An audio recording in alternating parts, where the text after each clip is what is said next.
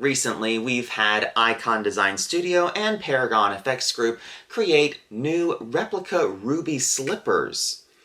But just how accurate are these ruby slippers when we compare them to a pair made from slippers from the 1930s? Let's find out today.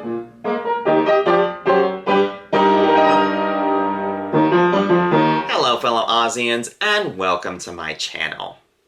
Today I am doing an update to a video that I made a couple of years ago where I compared the Ikon Design Studio pair and the Paragon FX Group replica pair of ruby slippers and found out what the differences were between them.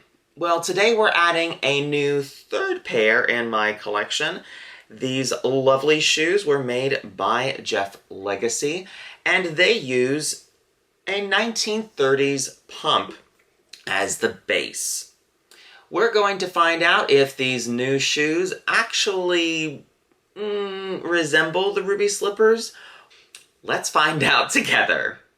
The first thing to get out of the way, if you haven't seen that previous update video, is that both of these new pair of replicas use the exact same shoe as the base for these replicas. So the actual shoe is pretty much the same. It's just the materials that they used and the way they applied them that made these two different. Now, right off the bat, I'll get one of the easiest and most visual differences out of the way first, and that is that these use a crimson red bugle beads and sequins to create their slippers, whereas these are using the more accurate burgundy red sequins and beads to create the slippers. I can understand why the new replicas didn't use the burgundy, because I could imagine that most people would see this shoe and go, doesn't that look wrong? Now, I know us collectors and enthusiasts that know about the Technicolor process and what different colors they used to create the wonderful vibrant colors of MGM's The Wizard of Oz. We know that the slippers looked like this, but possibly to the general public, well, the ruby slipper should look the way that it looks in the movie, and I understand that. I actually kind of agree with that for the most part for most collectors, because these definitely do display extremely well in a Wizard of Oz collection, and they definitely stick out. That's not to say that these lovelies don't as well. Before we actually get to the construction of the shoe and all of that, let's talk about the bows. Okay, this was a big contentious topic when I did this comparison video, and also when I just covered these slippers. Both of these, they don't get it. They really don't get it. The biggest thing that I noticed when I had these two compared to this one was that the makers of these replicas did not understand what the original slippers were trying to do and what the actual style of the bows were, as far as the shape and also what the beads were doing. Because you have to remember that the style of the 1939 film is Art Deco, and the ruby slippers definitely have an Art Deco design in the way that the bows were constructed and designed. And both of the newer replicas just don't understand this at all. So you have the Ikon Design pair, and this is the first pair that they created. I don't own the Yellow Brick Road edition that had the yellow base and had the felt on the bottom. These are the first edition with the black bottomed case. And besides getting the placement of the bow incorrect, it's slightly lower than where it needs to be. Just the overall shape of the bow is wrong. It has this very strange, just horizontal shape. Now, the actual size of the bow, it's actually smaller on this pair than what the original slippers were. They actually were kind of big on the shoes. So the Paragon Design pair actually kind of got it a little bit better, but then also still fails. And where it fails is how they placed the bugle beads on the inside. They definitely got the shape better than Ikon Design Studio, but they still didn't quite understand what those beads were doing, because Art Deco is all about lines, specifically straight lines, creating different and new shapes. And this just doesn't scream, it doesn't scream Art Deco, and but it does scream the bows, but they're just not still quite right. So this newest pair really showcases that Art Deco-ness of it.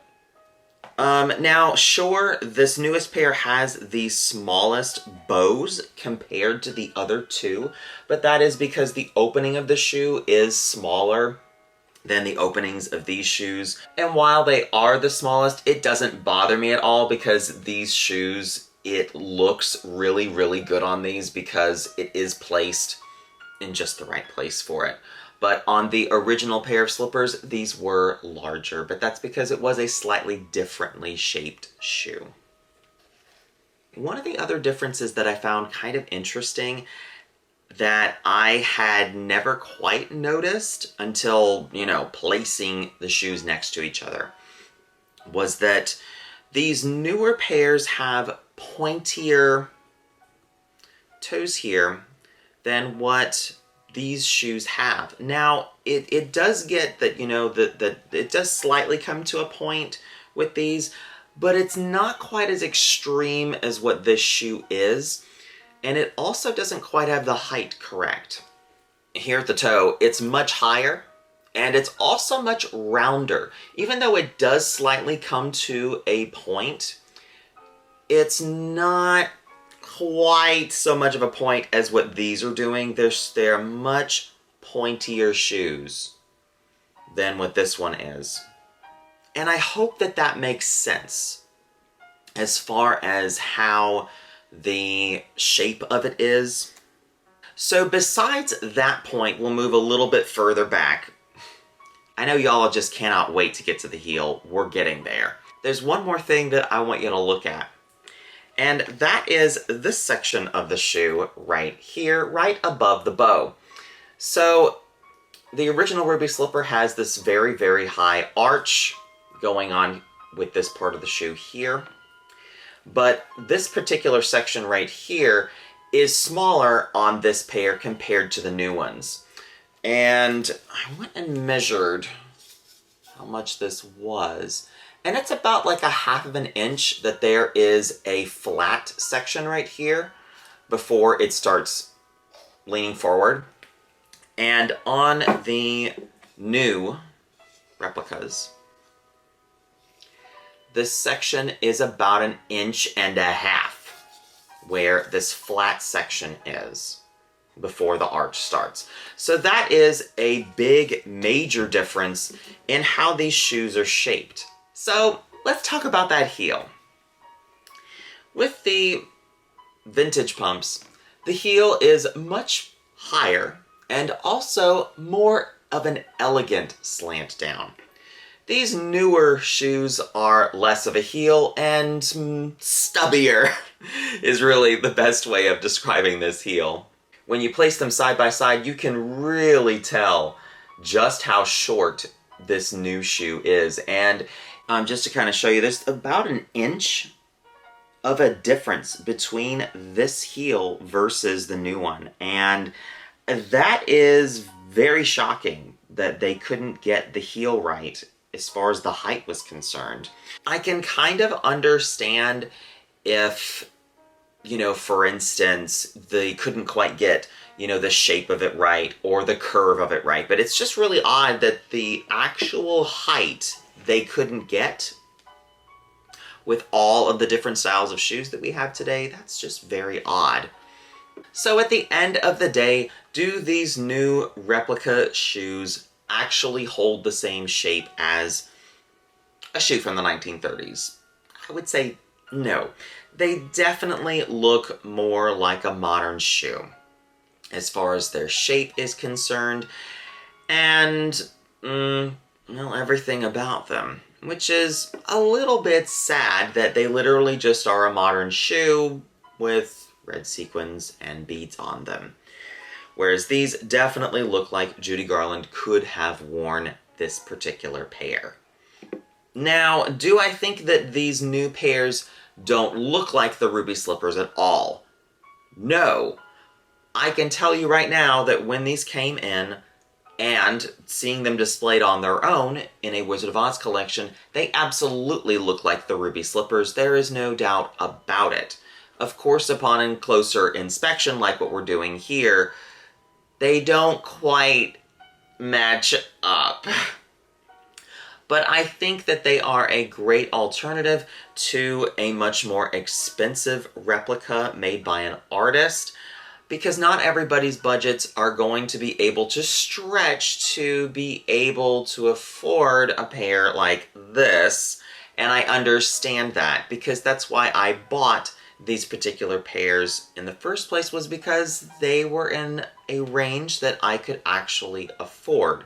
So I'm not about to bash people telling you that, you shouldn't get this, or that if this is the only thing you can get, very funny.